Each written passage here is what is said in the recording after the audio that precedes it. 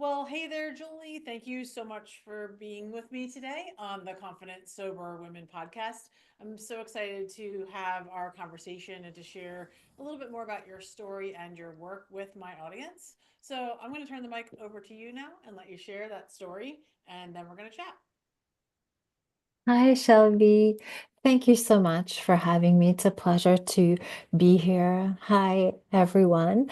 Um, where to start? I'm a woman in recovery. I'm a woman in recovery, 7 years sober since March. Very, very proud of that. My journey started in a funny way. It started with the gift of illness, actually. In 2018, fell ill and to burnout and PTSD mainly. And I used to be a college teacher in college and university teaching Spanish. I had done so for 20 years. And sadly, it doesn't only happen in the States. Um, there were dangerous events that happened in my place of work that made me super sick with PTSD. And it took a long time for me to be diagnosed. But at the beginning, what it looked like was being sick both physically and psychologically. So I broke bones. I um I had pneumonia. I would catch anything that any viruses, my immune system was down. And actually, I got vertigo. And that is how my journey to sobriety begins and to recovery. I was your typical, well, caffeinated and Chardonnay working mom. I had been um, drinking for a long time. And you know what? Thinking back, I'm 53, my generation, like the activity to start to do as teenagers was to drink. Everything was about partying, drinking, shooters, and who. So that's what I had always known. And as you get older, dinners with wine. And I was your typical 2 to 3 glass a day um, of wine, at happy hour. And my husband is a drinker. So I think I developed an addiction when my daughter, who's 14 now, was really little. So, kind of the perfect storm that built full-time working mom teaching. My husband was often away on sets in Vancouver or LA, and my daughter was small, and that's when I really kind of anchored the addiction to alcohol. So I had wanted to stop drinking for quite some time. And when at 3 in the morning, when you're hot and you're saying, "Oh, I'm not going to drink tomorrow," but when 4 or 5 o'clock rolled around the next day, saying, "Yeah, no, don't care," and I kept on drinking. So there was already a part of me that felt like although I wasn't drinking like spectacular amounts, it was affecting my life. It was like a little black cloud on top of my head. So as far as mood, it affected me, as far as energy, and later will find out, you'll hear later that I have ADHD, and there's a correlation with that. And I'm also highly sensitive, so it was affecting me. So finally, with um, the vertigo, I didn't have a choice but to stop drinking and even caffeine. Like I couldn't handle anything, and it was severe vertigo, like holding on to walls. So I lived in the corner of my sectional for many, many, many months because I couldn't do anything else. And I was forced to stop drinking, which originally I wanted to, but didn't want to. I'm sure a lot of you know that you want to stop, but you don't want. And I so wanted to be someone who moderates it wasn't going to be possible for me. So in the corner of my sectional with my eyes going like that, I couldn't even read. But what I could do, about the only thing that I could do, because later on with the PTSD, I also lost pretty much the ability to speak. I still have a stutter. So, and especially when I talk about it. So there wasn't much that I could do. So I started to listen to audiobooks, but to podcasts. And I started to listen to the Bubble Hour podcast, which what really helped me because I didn't have actually the luxury of joining fraternities or community. At the beginning, I was really isolated at the intersection of my sectional, and that's where my journey to abstinence and to sobriety began. And it wasn't easy. Um, it wasn't easy, but looking back, it was the key to healing my life and the most beautiful gift I've given myself. Mm. Thank you so much, Julie, for sharing all that and in such a vulnerable way. This is truly how it works. When we get kind of honest and down to the nitty gritty and share all of these sort of tender parts of ourselves, it helps us to continue our healing journey, but then also spreads the message of hope that no matter who you are and what you've gone through, what is going on now, that you do have the ability to get and stay sober just like we have, and also to be well, like stopping drinking, is only the beginning. I always say that sobriety is only the beginning. There's so much more that comes. And I know typically the ladies that are listening here are a little bit further along, usually a little bit more like a year to more sober, but not always. And that's when like even more of the work begins, as they say, in quotes, Mhm. and that emotional sobriety piece and that um, just learning how to manage those things, learning who you are as a person, what you even like, what you want. And I know for me, that was like a big part of that kind of first phase of, you know, after the first year of sobriety. I don't know if that was your experience. Mm, Well, yes. And to me, it meant, I think, really creating a new identity because the one identity that I had, which was to be a tenured teacher in college and university, I no longer could do. So that was a huge part. So within that healing journey was a career transition, which was forced, and that was really difficult. So the learning about myself, the healing the wounds of the past.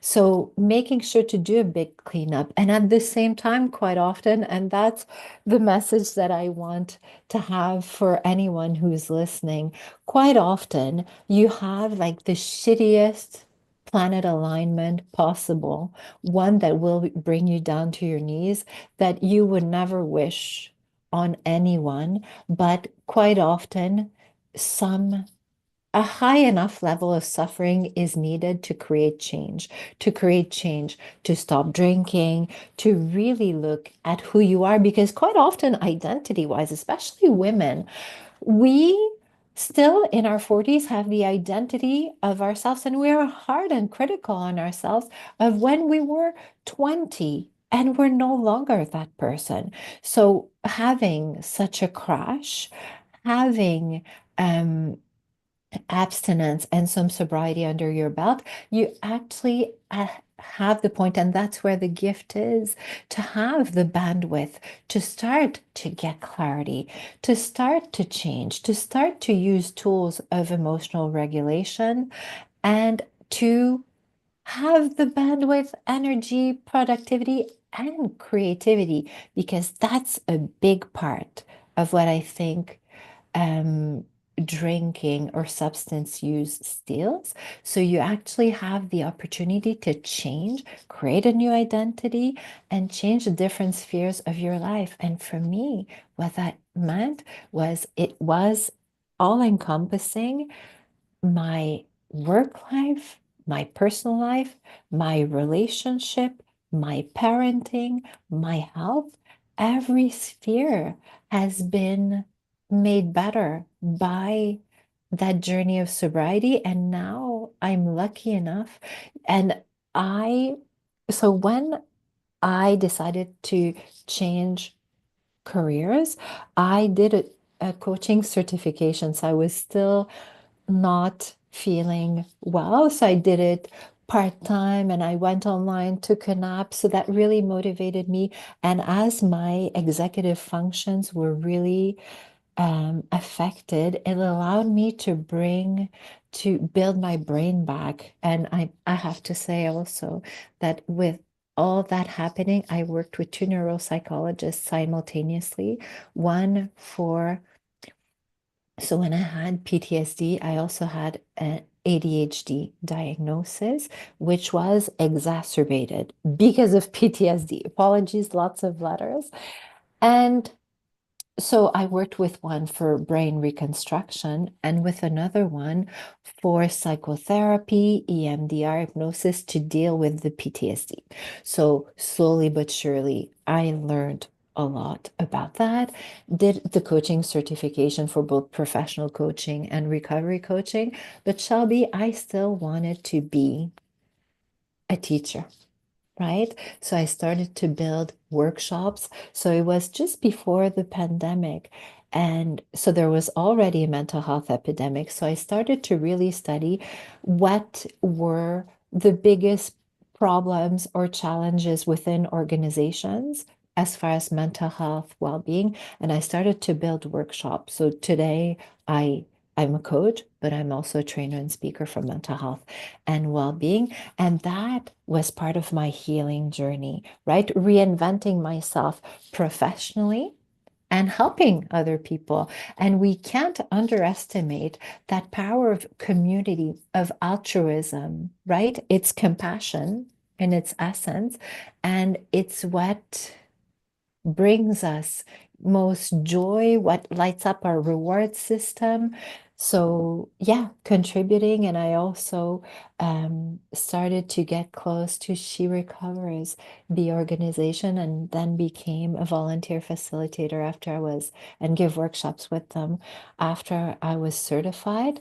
But yeah, so what a journey, what a gift. And I would love to talk about two things actually about emotional regulation, which I think is the best gift that we can give ourselves, and also about creativity.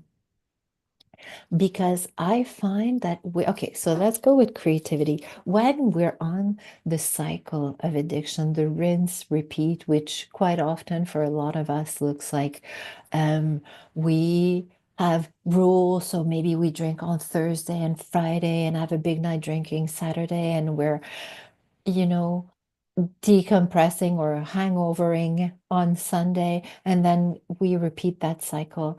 When we're in that cycle, we don't have the capacity to think outside the box, to dream bigger dreams, to have the clarity of what do I want to do with this one and only precious life. We don't have that. And to think, okay, I'm going to start this way, I'm going to find solutions, I'm going to study. Normally, it's not possible. And quite often, when I accompany women in recovery, they find that again. And quite often, it's hard for them to put words on what they're feeling. What is it that you want? They don't know.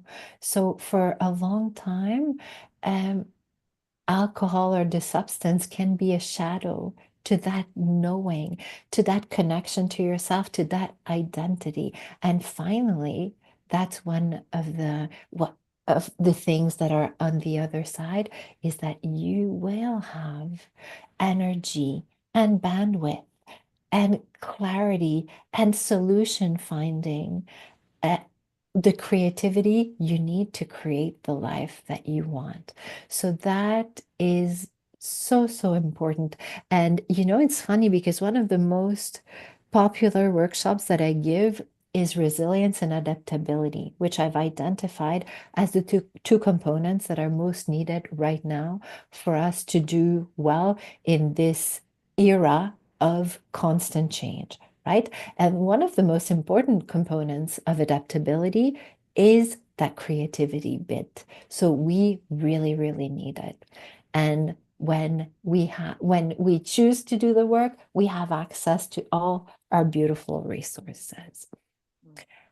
And as far as um, the healthy detachment or emotional regulation, that's something that I had to learn on my own. And I don't know about you, but I wasn't taught to meditate or to self-regulate in primary school. That's what a lot of us have to do as adults with a lot of humility, right? And so when I was learning everything that I needed to learn, I I went to Stanford to do compassion cultivation studies and to Yale Science of Wellbeing, but I traveled virtually to Mexico to take some trainings on emotional regulation that were really amazing. And that idea that there there is space that exists for you to claim.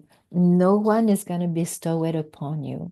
So that space can be time, it can be physical distance, it can be a breath. So to know that you have the power to respond instead of react. So when there's a stimuli, to actually look, how am I feeling? Why is that? To get curious and to actually choose how you respond is the most empowering thing that we can do for ourselves, to live in a place of calm and to develop tools also to say, you know what, this conversation is going nowhere. Let's revisit. Let's talk about it tomorrow instead of things getting nasty.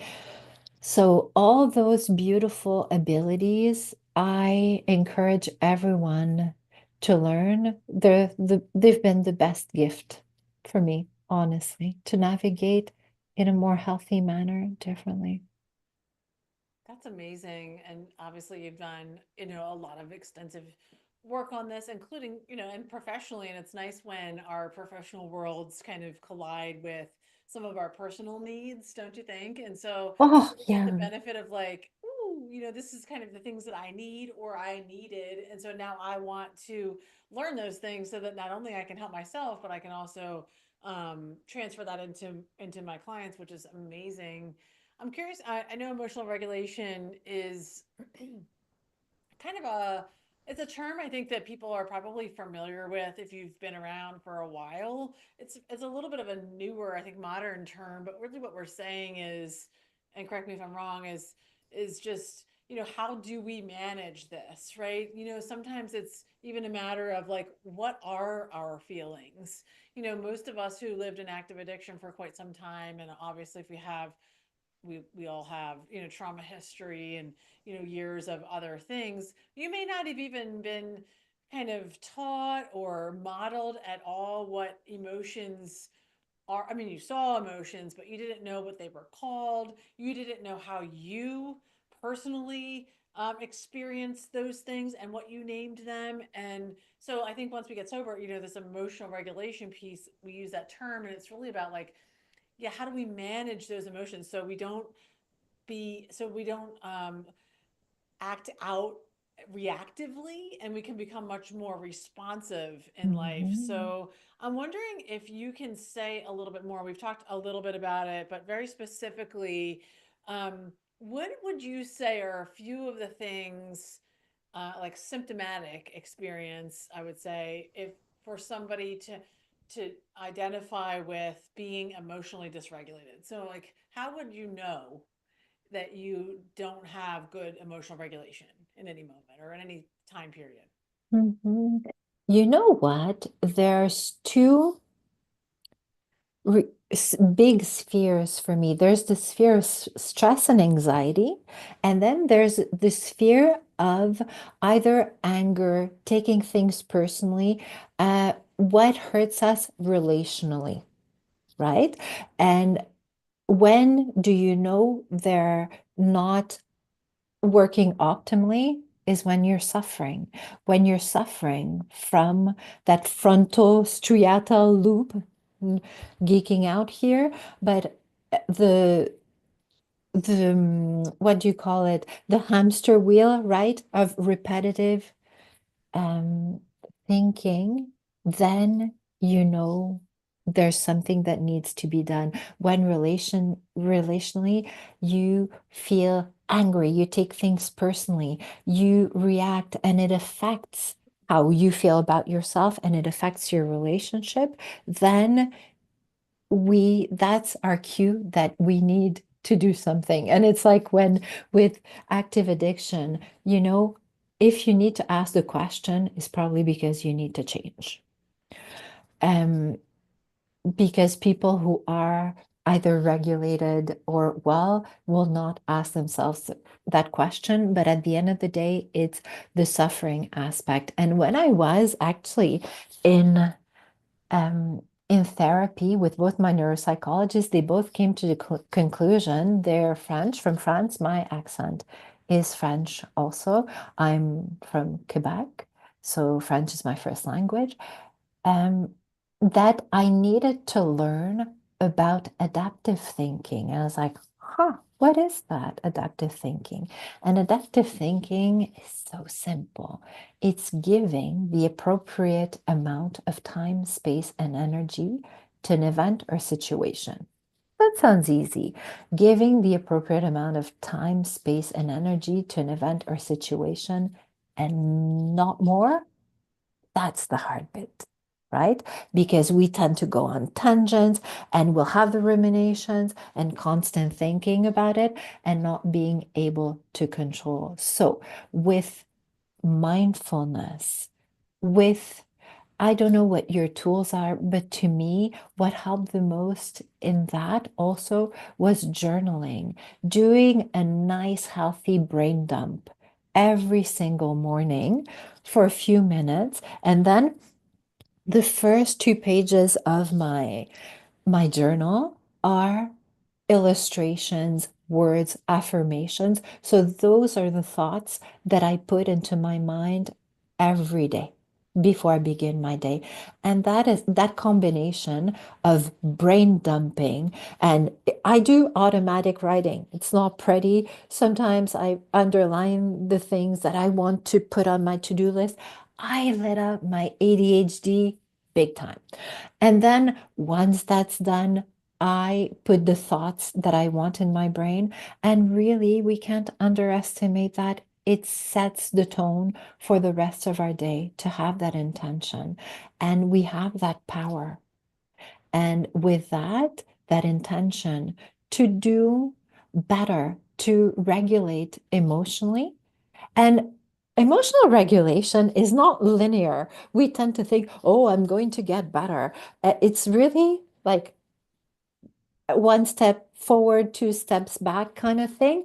But so what does it look like? For example, when you want to be less reactive, if you have that intention and say, today I'm going to do what I can, could be that, oh no, something happens, you catch yourself, Shelby, and you're like, shit, I did that again. Next time I'll do better. And it could be that next time you catch yourself mid-sentence and say, oh no, Julie, not going there today, taking a step back. And then with time, you're going to feel, for example, the surge of emotions come, and you're going to say, mm-mm, not happening today. I'm gonna put it in that nice little box to revisit. So to create that distance. But again, what all that is to choose, and it's power over yourself and your life. That's wonderful. I love those kind of practical tools and strategies that we can begin to put in place, right now as we start to Mhm. check in with ourselves, the why I asked that question originally is that so often, we are I feel like we're the last to know. what's going on with us sometimes, we might be having a symptomatic experience for quite some time, and other people in our lives, in fact, might even be saying like, "Oh, wow, you really have a lot of anxiety," or, "Oh, like you look like you struggle to kind of express your or speak up for yourself." You might hear things from other people, but we're not really aware of how we're behaving or how we're presenting ourselves to the world, and so we may not really realize um, that that is what we're experiencing. Sometimes until we put words on it or labels, which I'm not always a big fan of, but when we start to begin to understand, like, oh, what I'm experiencing is, anxiety. What I'm experiencing is a difficulty dealing with um, conflict, or Mhm. what I'm experiencing is when I have a need or I don't agree with somebody, like maybe my partner or a child or a parent or something, or a boss. It's very difficult for me to speak up for that need. So I don't have like the confidence in myself to be able to do that. So when we start to name those things and identify those in ourselves, again, a lot of times I think we're the last to know, because most people, 70% in fact, are not self-aware. That's what the research says, right? So people think they're self-aware, but really, in fact, they're really not. And when we do this deep dive into like, um, who we are, how other people view us, which is a part of self-awareness, we can really learn a ton of content about ourselves. And then that helps us to sort of correlate that with like the expression of those emotions. Like, are you an outburster? Are you somebody that's, when a thing is happening, do you start yelling? Or are you a crier? Or an isolator? Maybe you want to like to retreat to your room, or you just get quiet. You just kind of, you're just silent. So like you're isolating, you're still in the room, but you're kind of just, you're not really going to participate anymore. So all of these kinds of things are indicators to us to say, ah, there's like a something, and we all have this. I think you would agree. Like we all have these kind of natural tendencies. And oftentimes it's quite a bit of work for us to identify them and then begin to think about changing them to Yeah. become more regulated. And you know how interesting, because the tragedy, I think, is that people don't give themselves that power. They don't know that it's theirs to claim. So to say, we kind of have that fatalistic approach to say, well, that's just the way I am, accept me or not. When we know that there's something that's not feeling good to us, and you are so right.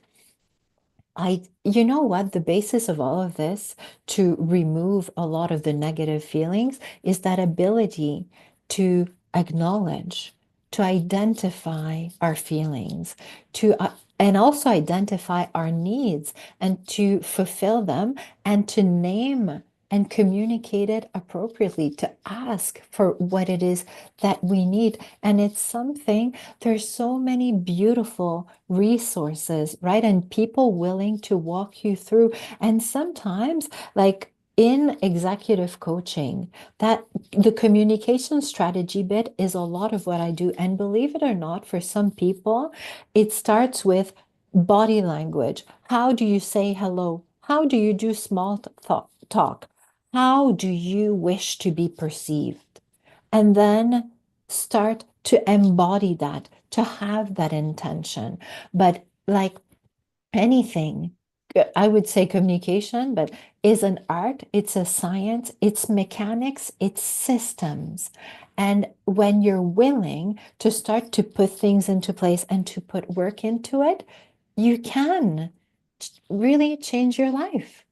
And women, I think, have a harder time, right? We weren't taught to express our needs, to identify them, to think of ourselves, but there's a healthy form of egotism or narcissism that is healthy. We need to think about ourselves first. We need to know our inner workings and what we need and want. And you are so right. Quite often, when we're not well, the first symptom quite often is irritability or being impatient, right?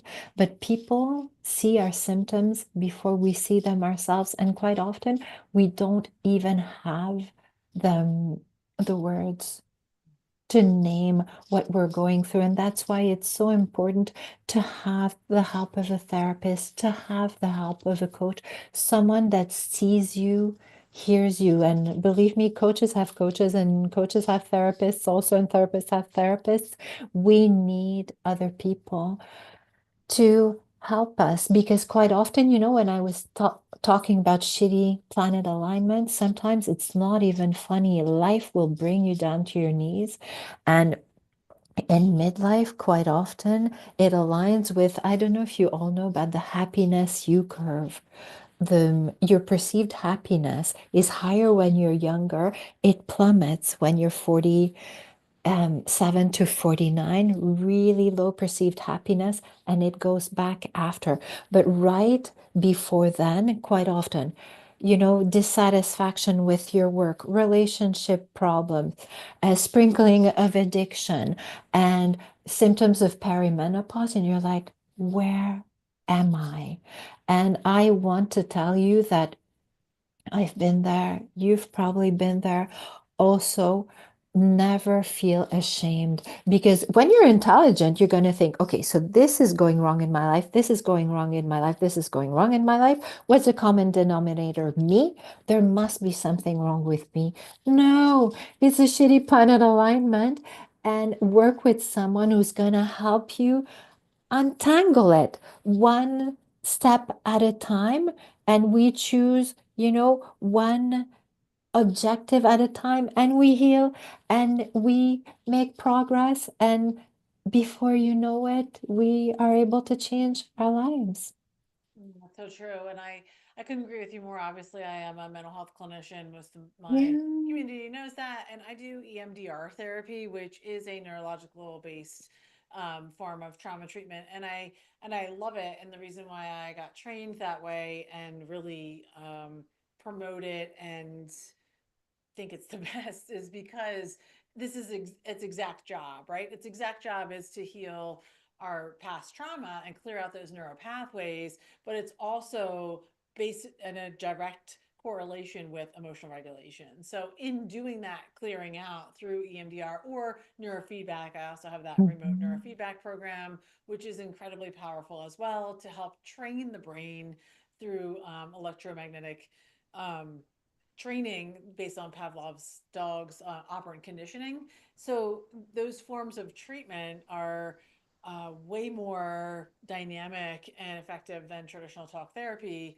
which is also great for a lot of things too. But when you start getting into these neurological approaches or brain spotting, some of the somatic work, this is where we get the tremendous amount of emotional regulation support and also the clearing out of things like trauma that are stored in our body because now we know more from science about how those things get stored. And so those practical things that you can do at home, to help regulate yourself are so valuable. When we start to get in touch with, you've mentioned a lot of things about, negative thinking patterns. And I talk about that a lot too. And some of that is just literally like taking an inventory, like really learning what are your particular negative thinking patterns. They're probably different than mine.